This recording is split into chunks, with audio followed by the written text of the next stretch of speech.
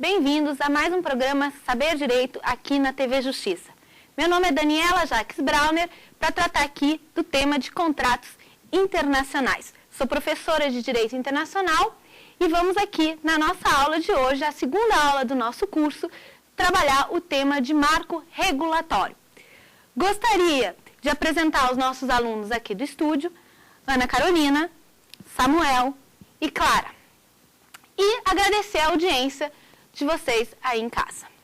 Bom, na aula passada, nós falávamos sobre contratos internacionais, o seu conceito e a legislação aplicável no Brasil. Vimos que o que diferencia um contrato interno de um contrato internacional é o seu elemento de extraneidade, ou seja, se tratar de uma relação jurídica plurilocalizada, em que eu tenho partes em diferentes estados trabalhando com um objeto aqui que tem conotação internacional. Muito bem, o direito internacional privado é aqui a legislação, o direito aplicável a esse tipo de contratação. Os contratos internacionais devem ser solucionados por meio do direito internacional privado. Vimos na última aula que cada ordenamento jurídico possui o seu direito internacional privado, que no Brasil, esse direito internacional privado, ele é constante na nossa lei de introdução às normas de direito brasileiro, antigamente denominada Lei de Introdução ao Código Civil. A nossa legislação indica como elemento de conexão a forma pela qual nós resolvemos os contratos internacionais por meio aqui do local em que eles se constituíram, do local da celebração do contrato internacional. O tema dos contratos internacionais envolve, então, partes em diferentes países, em diferentes estados. Isso gera uma insegurança. Vimos na última aula que cada estado, por possuir as suas normas de direito internacional, poderá levar a uma aplicação diferente do direito àquele caso plurilocalizado. Exemplo, no caso do Brasil, temos a lei do local em que constituírem as obrigações, será aquela que regulará o contrato internacional, presente, repito, no artigo 9º da nossa lei de introdução. Mas Argentina, Uruguai e Paraguai, que fazem parte de um tratado comum, o Tratado de Montevidéu, de 1889 e 1890, revisto em 1939 e 1940, esses países adotam para trabalhar o contrato internacional como elemento de conexão à lei do local da execução deste contrato. Então, repito, se eu tenho um contrato assinado por uma parte brasileira e uma parte argentina, e ele foi assinado em Buenos Aires para ser executado na cidade do Rio de Janeiro, qual é o direito que está regulando essa relação jurídica? É o direito brasileiro ou é o direito argentino? Como o Brasil possui elemento de conexão, o local em que o contrato foi assinado, e a Argentina possui elemento de conexão, o local da execução do contrato, teremos aqui aplicação de legislações diversas, dependendo de qual o juiz foi julgar a causa. Se o juiz brasileiro for julgar essa causa, ele vai aplicar a lei argentina, ou seja, o Código Civil argentino, as leis de comércio argentina. Se ele for aplicar, quem for julgar a causa for o juiz argentino, qual é a norma que ele vai aplicar? O Código Civil brasileiro, o que regula aqui a execução deste contrato. Isso gera no mercado mundial uma insegurança para as partes, gera instabilidade, o que irá influenciar no fluxo de negociações. Quem irá reger este contrato? Que lei vai regular este contrato? Como as partes poderão aqui prevenir os comportamentos e elaborar o custo de eventual litígio? É diferente litigar na Argentina do que litigar no Brasil. E aí aqui, esse exemplo é meramente acadêmico. Poderá ser que este contrato tenha vínculos também com outro país. E aí a instabilidade quanto à legislação aplicável aumenta substancialmente. Então vejam, os comerciantes, eles precisam deste marco regulatório comum. Eles precisam prever a legislação que irá regular o contrato. Não se trata aqui de ter um contrato sem nenhum vínculo com algum ordenamento. O contrato está sempre, de alguma forma, vinculado a algum estado estatal. Teremos também a possibilidade da lex mercatória, uma nova lex mercatória, mas isso diz respeito também a convenções e leis modelos. Como fazer aqui este marco regulatório de forma uniforme? Como estabelecer aqui uma legislação comum para os contratantes que fazem contratos internacionais por diferentes países? Então, essa uniformização do direito do comércio internacional é desejável pelas partes, é desejável por aqueles que se aventuram numa contratação internacional. Se aventuram numa contratação internacional porque têm em mente a possibilidade de aplicação de legislações diversas. Diferentemente, se eu estivesse lidando com um contrato interno, em que, invariavelmente, eu teria que aplicar o Código Civil Brasileiro. Essa pergunta a respeito de qual legislação é aplicável, ela não se estabelece numa relação inteiramente regida, inteiramente localizada no nosso ordenamento jurídico. Essa pergunta sobre o direito aplicável, ela apenas se estabelece em uma relação jurídica plurilocalizada, com elementos de extraneidade, como é o contrato internacional. Esse marco regulatório comum, ele poderá se dar tanto no que se refere às normas conflituais, como poderá também se dar no que se refere às normas materiais. Qual é a diferença entre normas conflituais e normas materiais? Quanto às normas conflituais, eu tenho aqui normas de sobredireito, normas que me indicam o direito aplicável. Eu não tenho a solução concreta para o caso, mas sim eu tenho aqui um indicativo, um caminho para buscar o ordenamento jurídico que está regendo o contrato internacional. Quanto às normas materiais, nelas eu tenho o quê? A resolução concreta do caso. O Código Civil Brasileiro é uma norma material, porque nele eu tenho a solução do caso. Eu tenho lá o estabelecimento das perdas e danos, eu tenho previsões a respeito da forma como os contratos são rescindidos, previsões a respeito da forma como os contratos são suspensos. Então, no Código Civil Brasileiro, eu tenho normas materiais, diferentemente da nossa lei de introdução que estudamos na aula passada. Na lei de introdução, quando eu trabalho com direito internacional privado, conflituais. A regulamentação a respeito de um marco comum, de um direito comum, ela pode se dar tanto no aspecto conflitual como no aspecto material. Vimos na última aula que a lex mercatória, a ideia de ter um direito próprio para os comerciantes, ela se deu justamente no plano material. O que os comerciantes desejavam? Na Baixa Idade Média, possuírem regras próprias para solucionar os seus casos, para solucionar o seu comércio, ter medidas uniformizadas. Tudo isso fez com que o direito do comércio se expandisse. Muito bem, se eu tenho de um lado normas materiais comuns, de outro lado eu também tenho preocupação em uniformizar regras conflituais.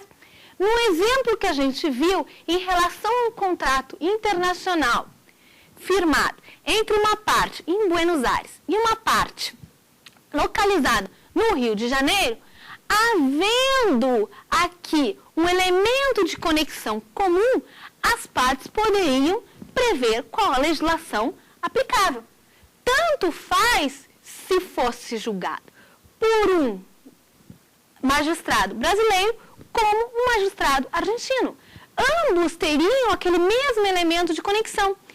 E havendo um elemento de conexão comum, as partes teriam o quê? Previsibilidade e segurança quanto ao direito que deveria reger a sua relação, o que não ocorre na prática. Bom, iniciando então aqui, diferenciando-se a forma como a gente pode uniformizar esse direito do comércio internacional, num primeiro momento, entre normas conflituais e normas materiais. De outro lado, também temos a uniformização desse direito por meio de convenções internacionais, tratados internacionais, ou também temos a uniformização desse direito baseado aqui numa legislação própria, criado por entidades privadas. E aí sim, talvez, uma ideia de uma nova lei do comerciante, uma nova lei mercatória, uma nova lex mercatória. Então, nós temos aqui a possibilidade de regulamentação comum por meio de convenções, tratados, ou por meio de leis modelos e iniciativas de entidades privadas. Vamos ver essas duas formas de regulamentar e de uniformizar o direito dos contratos internacionais na aula de hoje. Em relação aqui às normas conflituais, a América foi pioneira no que tange a buscar uma solução comum entre os países aqui localizados. Temos a iniciativa do Tratado de Lima de 1878, que trabalhou aqui a ideia de buscar normas comuns para os países na América. Esse Tratado de Lima, de 1878, marcou o início da preocupação dos Estados em legislar comum no que tange aos elementos de conexão. Marcou o pioneirismo mesmo antes da Europa, mesmo antes aqui de outros países, em ter aqui elementos de conexão comum. O Tratado de Lima, no entanto, acabou não entrando em vigor, embora tenha tido importância no que tange aqui ao marco histórico. Posteriormente, o Uruguai promoveu uma iniciativa de também uniformizar as normas conflituais por meio do Tratado de Montevidéu, que acabei de falar, relacionado aqui aos países da Argentina, Uruguai e Paraguai, em que se buscava também elementos de conexão comum, também normas conflituais comuns.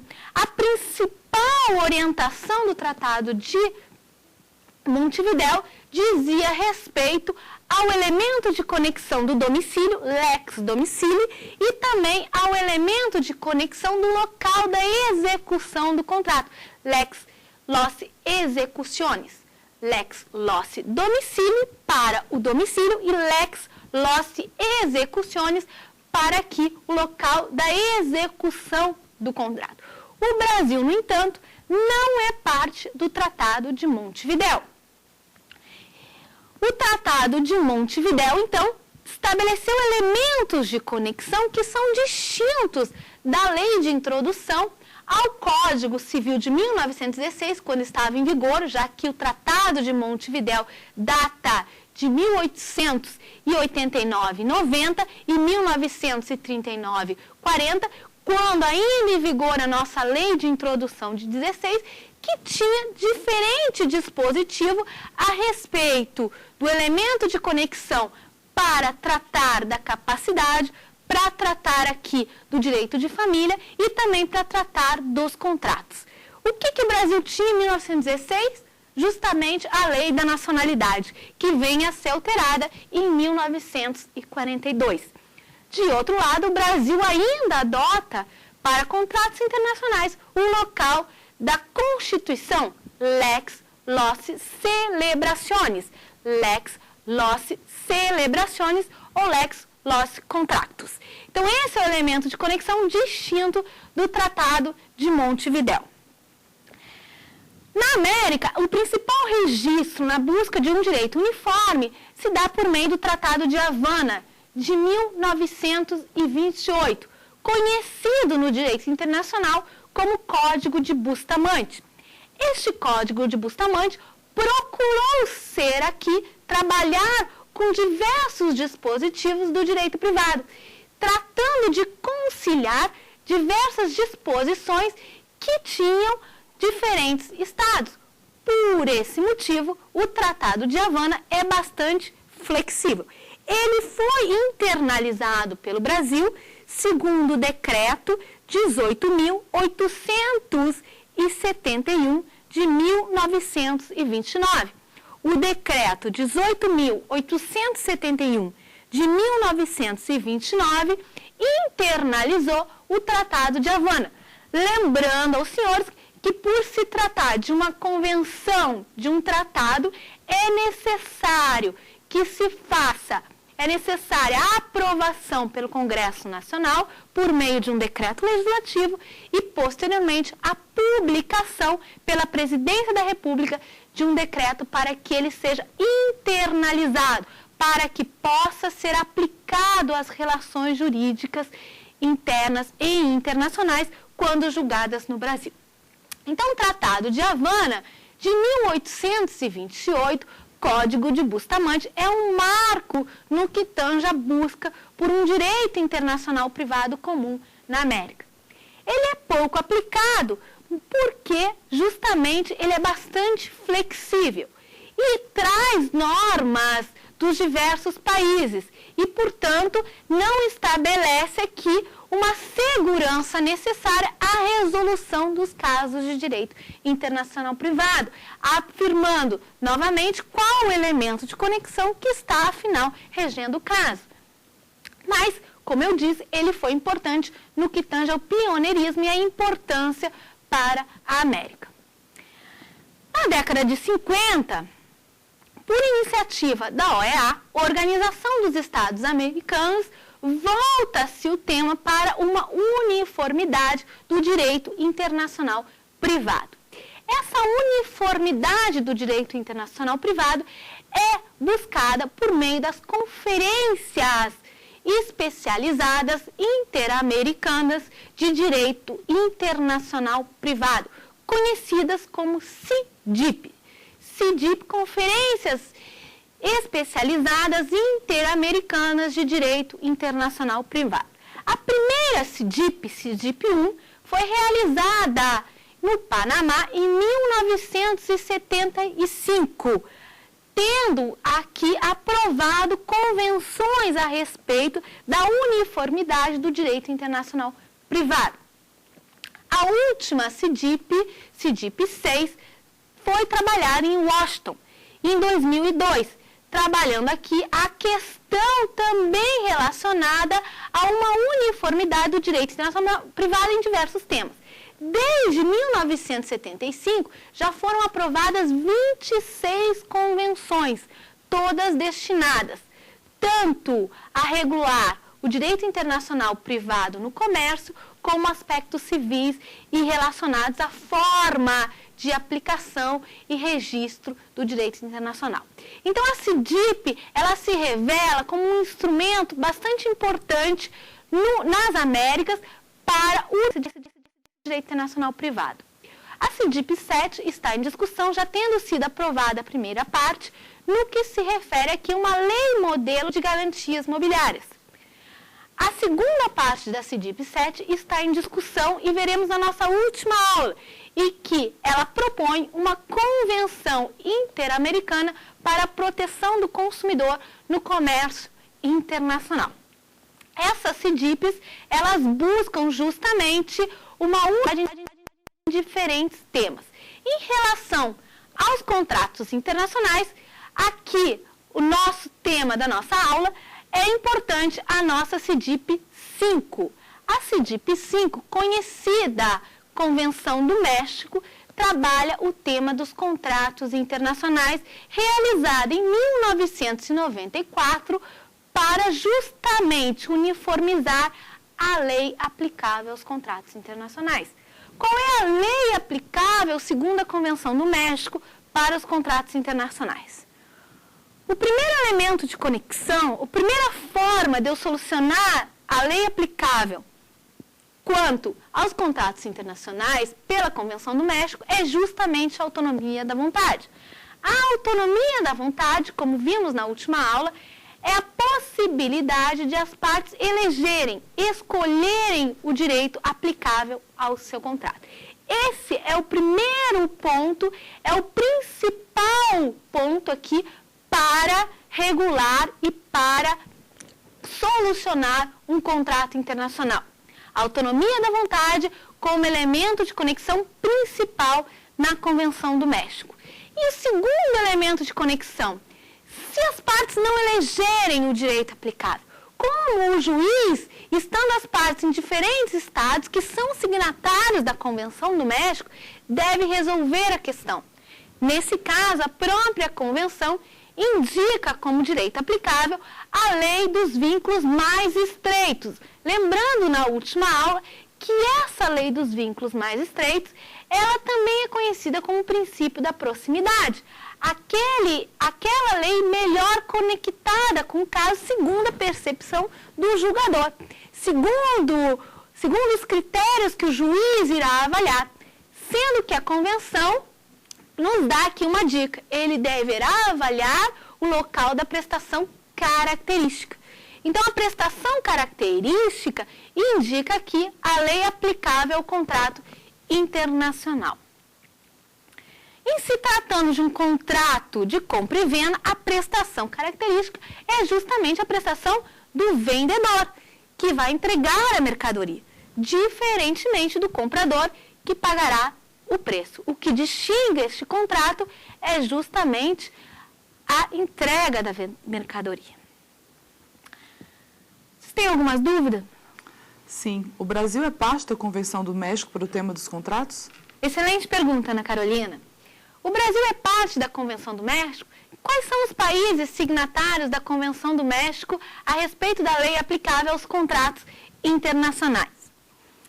Em que pese a grande importância da Convenção do México, apenas Venezuela e o próprio México ratificaram este tratado, estando ele em vigor a partir de 1996.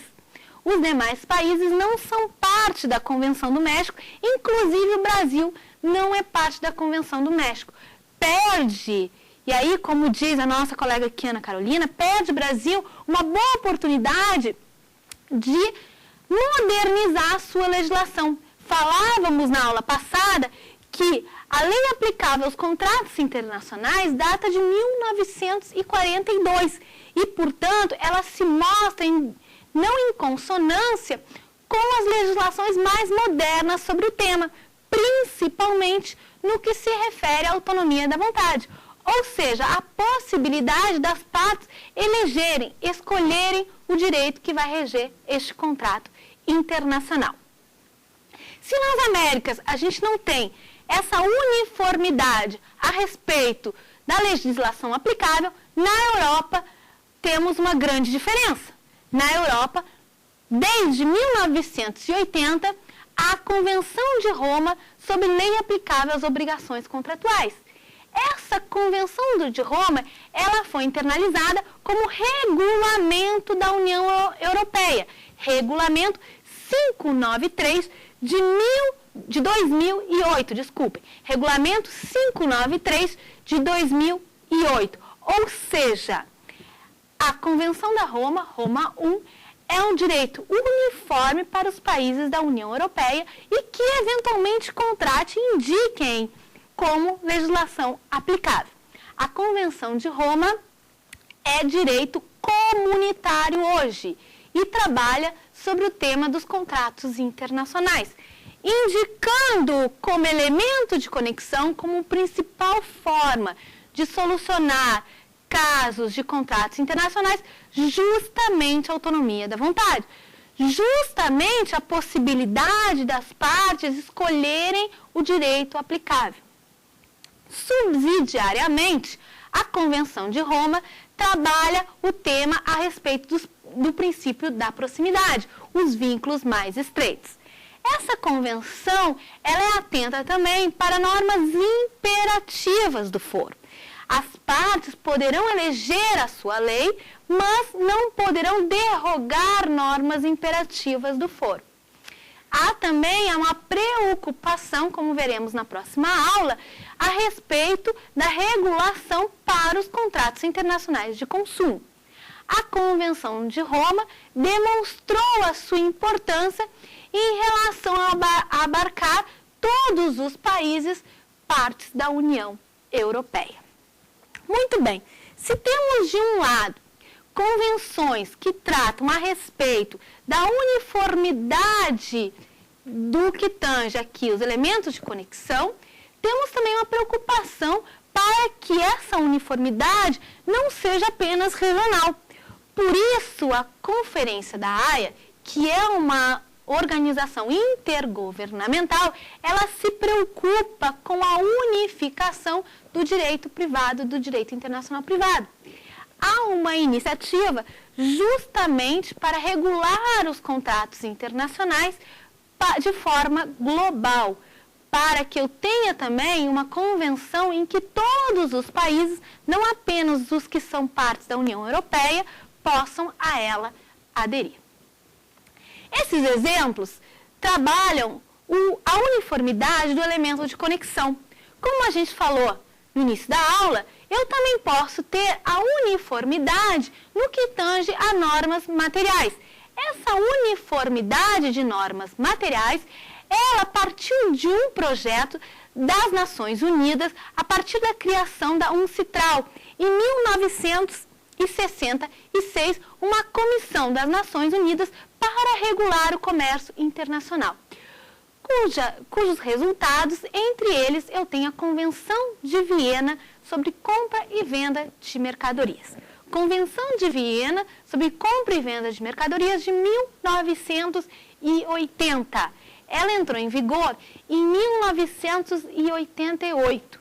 A importância da Convenção de Viena, ela está justamente no número de países que já fazem parte a essa convenção.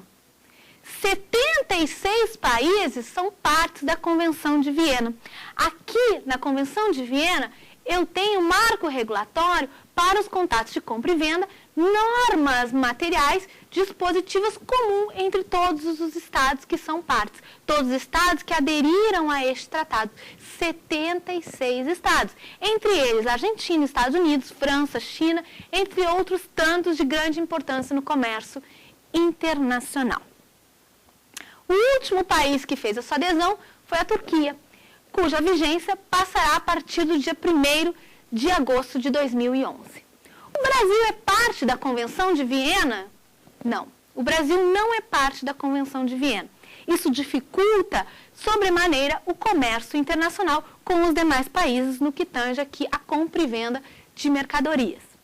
Há incentivos, e aqui de forma bastante acentuada, tanto da doutrina como dos partícipes do comércio internacional, para que o Congresso Nacional aprove essa convenção. Lembrando aos senhores que, como se trata aqui de uma convenção, de um tratado, para que possa produzir efeitos no Brasil, é necessária a sua aprovação pelo nosso legislativo, por meio de um decreto legislativo, e pelo executivo, uma publicação de um decreto, o que ainda não foi feito pela a Convenção de Viena. Essa Convenção de Viena, ela tem 101 artigos, trabalhando sobre diversos aspectos da contratação de mercadorias. Trabalha sobre a formação do contrato, sobre o conteúdo deste contrato, sobre perdas e danos, entre outros assuntos. Ela é de adesão facultativa, o que possibilita aqui as partes afastarem a Convenção de Viena num contrato internacional de mercadoria. O artigo 6º da Convenção de Viena permite que as partes possam eleger outro direito para o seu contrato internacional, o que facilita também que essa convenção possa ser internalizada por um número cada vez maior de estados. Lembrando, evidentemente, que cada país interpreta esse artigo 6º de forma distinta. Para os Estados Unidos, essa exclusão tem que ser expressa no contrato. Já para os países franceses, basta indicar uma outra lei aplicável. Então, eu tenho o afastamento da Convenção de Viena. Embora o Brasil não seja parte da Convenção de Viena, a Convenção de Viena poderá ser aplicada a contratos internacionais em que eu tenho uma parte brasileira. Quando isso acontece? A própria Convenção determina que ela será aplicada quando, pelas leis internas, leis de direito internacional privado internas de um país, indique a legislação de outro país que é parte da Convenção. Por exemplo, se eu tenho um contrato internacional de compra e venda de mercadorias entre o Brasil, entre uma empresa brasileira e uma empresa francesa, e este contrato foi assinado em Paris, qual é a norma que vai ser aplicada? Bom, o juiz, pelo artigo 9º da nossa lei de introdução, deverá aplicar a lei do local da constituição do contrato, a lei do local da celebração do contrato, lex loci celebrationis. Então, ele irá procurar a lei francesa. Como a França é parte da Convenção de Viena, ele irá aplicar, então, a Convenção de Viena para contratos internacionais. Essa Convenção de Viena, como eu falei, ela é um marco regulatório de normas materiais. Eu tenho também a possibilidade de que esse marco regulatório seja feito por normas flexíveis, chamada aqui soft law, leis modelos, não por meio aqui de convenções internacionais, mas sim por a elaboração aqui de normas à disposição para uma eleição pelas partes. No que tange a essa iniciativa, a gente pode registrar aqui o pioneirismo dos princípios por meio aqui do UNIDROIT, Instituto de Direito Internacional para aqui a unificação do direito privado, criado em 1926, ligado à Liga das Nações. Esse instituto é uma organização não governamental. Os estados não fazem parte no sentido aqui de eles elaborarem as normas, mas sim essas normas são aqui elaboradas por experts, por professores, doutrinadores. O Instituto, ele visa criar o quê? Normas flexíveis, leis modelos, à disposição para as partes. No que se acentua aqui a sua importância. Por quê? Se eu não tenho aqui interferência de nenhum Estado, muitas vezes o que poderá acontecer é que cada Estado vai querer que a Convenção reflita o seu próprio Estado. Numa lei modelo, isso não acontecerá. Doutrinadores e experts irão aqui eles mesmos determinarem qual é a lei que melhor se adequa a uma estipulação de um contrato internacional. Os princípios aqui para o direito internacional dos contratos, eles foram elaborados no primeiro momento em 1994 e revistos em 2004 e representam um marco regulatório importante para o comércio internacional. Embora eles não sejam um direito estatal, eles são aplicados de forma tanto pelos estados como pela arbitragem, demonstrando talvez aqui um uso e costume do comércio internacional que volta à cena.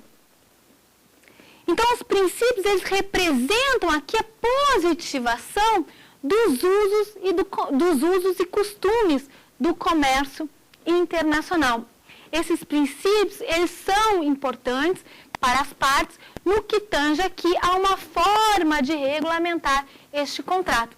Por eles estarem traduzidos em diferentes idiomas, isso facilita a compreensão do que cada parte entende nos limites de sua responsabilidade e da própria formação do contrato internacional.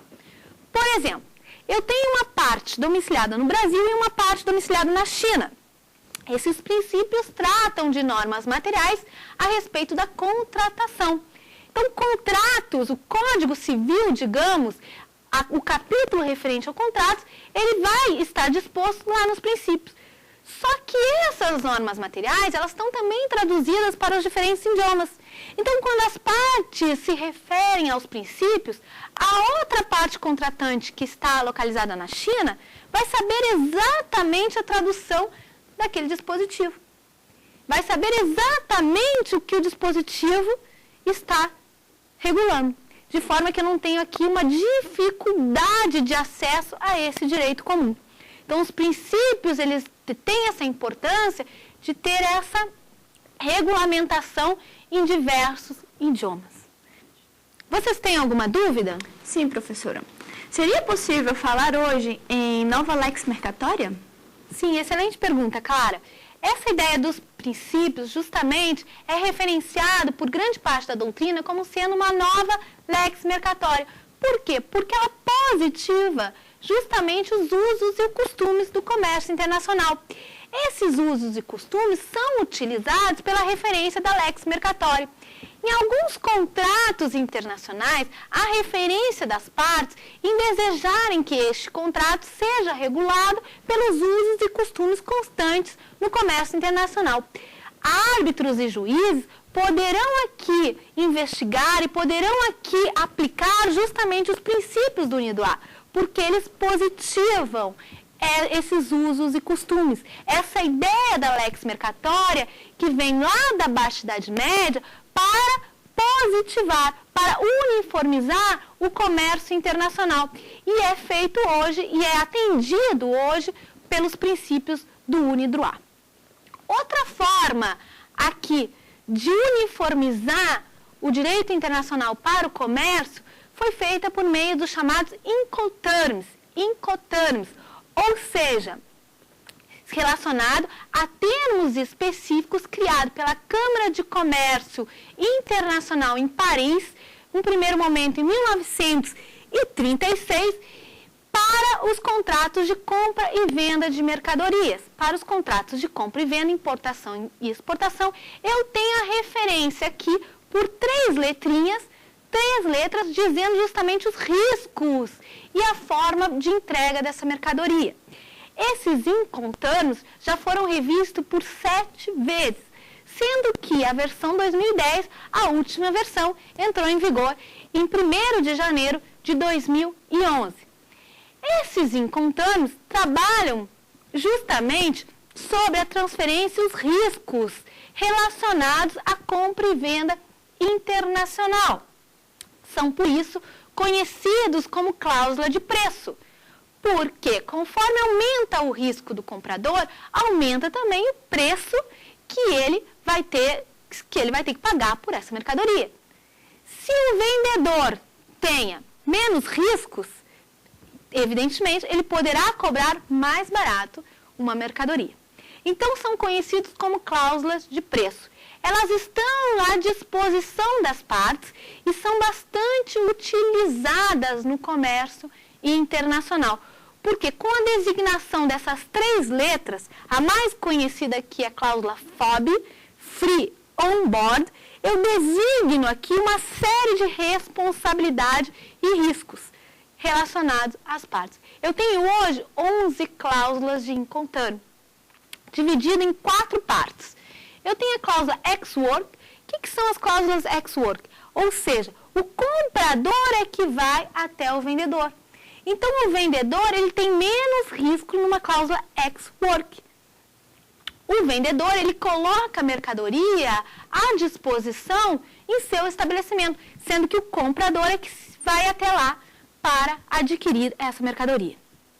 Tem também a cláusula F, ou seja, a mais conhecida, como eu acabei de falar, em que o vendedor ele irá se exonerar de sua responsabilidade quando abarca a mercadoria, a partir da murada do navio. Nesse ponto aqui, há uma transferência de risco para o comprador. Free on board, nesse momento, livre a bordo do navio. Aqui a entrega da mercadoria pelo vendedor. Temos também as cláusulas C, entre elas a mais conhecida cláusula CIF, em que o vendedor é quem contrata o transporte e o seguro. Na cláusula FOB, é o contrário, o comprador é quem indica o transporte. E, por fim, temos as cláusulas D. E com a recente alteração dos Incoterms, 2010, temos a cláusula DAT e a cláusula DAP. DAT, Deliver at the Terminal, e Deliver at Place. Ou seja, a mercadoria vai ser considerada entregue no terminal ou no local em que o comprador indicar. Então, vejam, essas cláusulas de Incoterms, elas são importantes para contrato internacional porque elas facilitam a delimitação de responsabilidade às partes, facilitam aqui a compreensão dos seus riscos quando estabelecem um contrato internacional. Todos esses dispositivos relacionam-se justamente a uma regulamentação. O Incoterms, o UNIDROIT, estabelece o quê? Legislações criadas por organismos privados, mas que estão postas e fazem parte dos usos e costumes do comércio internacional. Essas legislações, elas estabelecem esse marco regulatório comum no sentido de estabelecer normas em que as partes saibam de antemão o que envolve o contrato, quais são os riscos que estão sendo aqui transpostos neste contrato internacional. Então, temos a regulamentação por normas conflituais e temos também a regulamentação por normas materiais. No que tange ao Mercosul, o Mercosul possui alguma especificidade em relação às convenções que são aplicadas em contratos internacionais? No que tange ao Mercosul, temos aqui poucos protocolos. Seria interessante que os países do Mercosul fizessem parte da nossa Convenção do México para regular contratos internacionais. Se os países partes do Mercosul integrassem a Convenção do México, nós teríamos uma ampla aceitação da autonomia da vontade para regular o comércio internacional. Entretanto, como vimos, apenas México e Venezuela são partes aqui da Convenção do México desde 1996. Entretanto, quando eu falo aqui de soft law, de leis modelos, eu tenho sim a possibilidade das partes escolherem integrarem este contrato por meio da sua aceitação. Tanto no que se refere à sua autonomia material, autonomia da vontade dirigida a inserir cláusulas neste contrato, como também posso integrar meu contrato internacional indicando os princípios para regular. Bom, mas a autonomia da vontade, professora, ela indica uma lei, uma norma estatal. Poderia ela indicar também um princípio, um uso e costume? Sim, poderia. Na nossa lei de arbitragem, por exemplo, o artigo 2º possibilita que as partes escolham a legislação aplicável não apenas referente à legislação de determinado Estado, mas que elas escolham que seu contrato seja regulado e seja resolvido por meio dos usos e costumes, por meio de leis modelos. Que o árbitro que vai julgar este contrato internacional não fique adstrito apenas a uma lei nacional. Ele pode, sim, regular este contrato por meio dos princípios do UNIDROIT, por meio aqui também de convenções internacionais. Então, vejam, essa lei modelo, ela demonstra a sua importância porque ela fica à disposição das partes. No Mercosul, como disse, não temos aqui uma convenção comum. Temos, no entanto, para resolver os litígios, justamente o protocolo de Olivos. Em relação à jurisdição, como veremos na próxima aula, temos também marcos regulatórios comuns, como a convenção, o protocolo de Buenos Aires e o protocolo de Las Lenhas. É desejável que o Brasil se insere neste contexto comercial internacional, que o Brasil faça parte das convenções que a gente estudou essa aula, que o Brasil faça parte, internalize a Convenção do México, internalize a Convenção de Viena, para que o comércio internacional ele seja promovido de uma forma harmônica, para que as partes que atuam no comércio internacional possam estabelecer e prever com bastante segurança qual a lei será aplicável à sua contratação. No entanto, o Brasil ressente de não fazer parte desse tipo de convenção internacional. Então, como vimos, os marcos regulatórios são importantes para estabelecer esse ambiente de segurança na contratação internacional, no comércio internacional. Alguém tem alguma dúvida?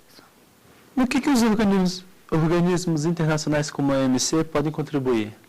Muito bem, Samuel. Os organismos internacionais, eles justamente participam de toda essa regulação do comércio internacional e podem ser úteis para que os países internalizem normas comuns de regulamentação internacional de soluções de controvérsias. A OMC é um fórum de solução de controvérsias no comércio internacional, assim como tantos outros.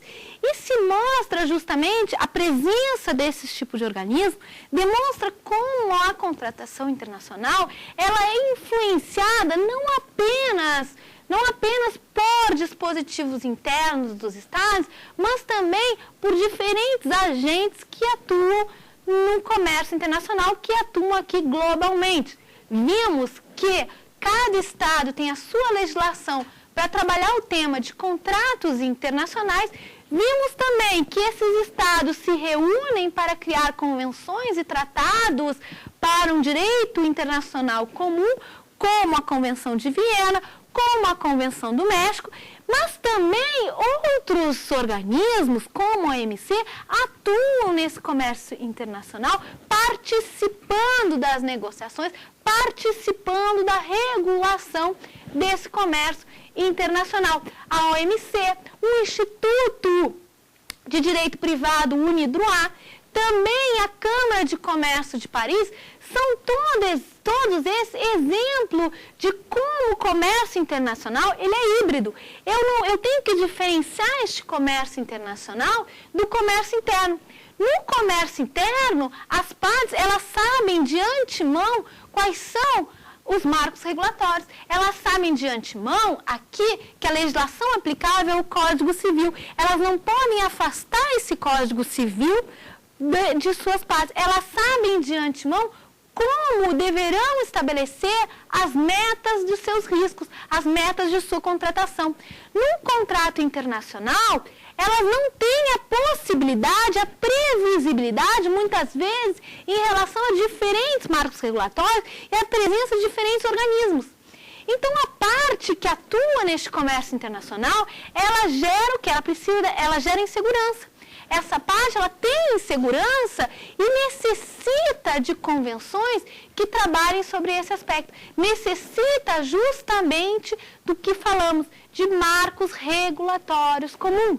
Marcos regulatórios para que ela possa aqui prevenir, para que ela possa aqui, de alguma forma, prever e atuar nesse mercado internacional.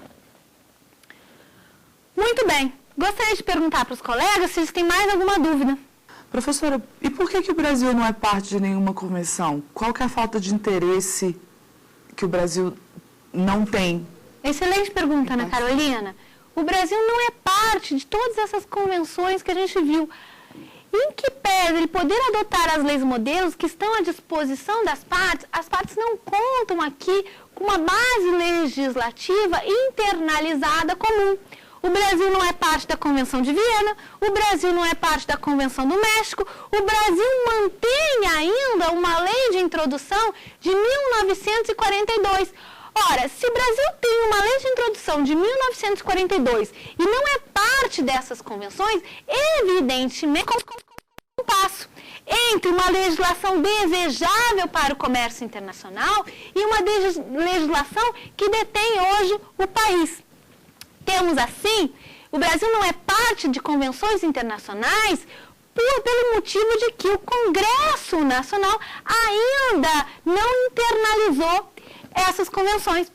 A gente depende o quê? De uma vontade política para que o Congresso internalize essas convenções. Entretanto, antinomia entre essas convenções e a nossa legislação interna.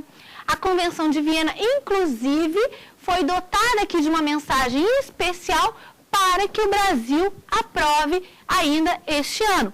Vejam, a Convenção de Viena, desde 1980, está à disposição para as partes poderem aqui internalizar, e o Brasil até hoje não o fez. A Convenção do México, por outro lado, poderia gerar aqui uma certa antinomia com a nossa lei de introdução, mas justamente a internalização da Convenção do México é que possibilitaria a sua modernização. Com a internalização da Convenção do México, o Brasil alteraria a forma de resolver os contratos internacionais. Poderia o quê? Aplicar a lei da autonomia das partes, justamente o princípio de que possibilita as partes escolherem a lei aplicável ao seu contrato, que é hoje o princípio mais moderno em contratos internacionais. Faremos agora um breve resumo do que estudamos na aula de hoje. Justamente a necessidade de um marco regulatório comum para os contratos internacionais.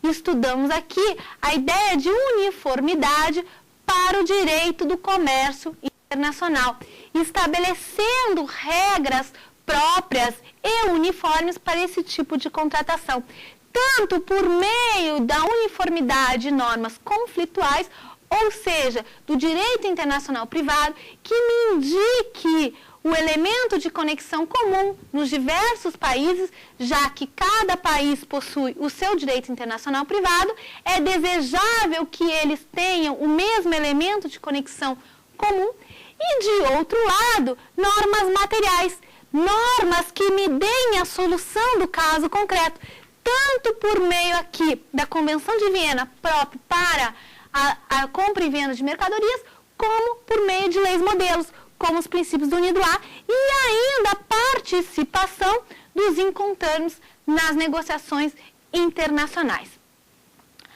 Com isso, a gente fecha a nossa aula de hoje. Agradeço a audiência dos telespectadores, a presença dos colegas aqui no estúdio, lembrando aos senhores que quem tiver alguma dúvida ou comentário, favor enviar um e-mail para saberdireito@stf.jus.br. E quem quiser rever alguma das nossas aulas, é só acessar o site www.youtube.com/saberdireitoaula. Convido os telespectadores e os nossos estudantes aqui no estúdio para a nossa próxima aula a respeito da eleição de foro no contrato internacional.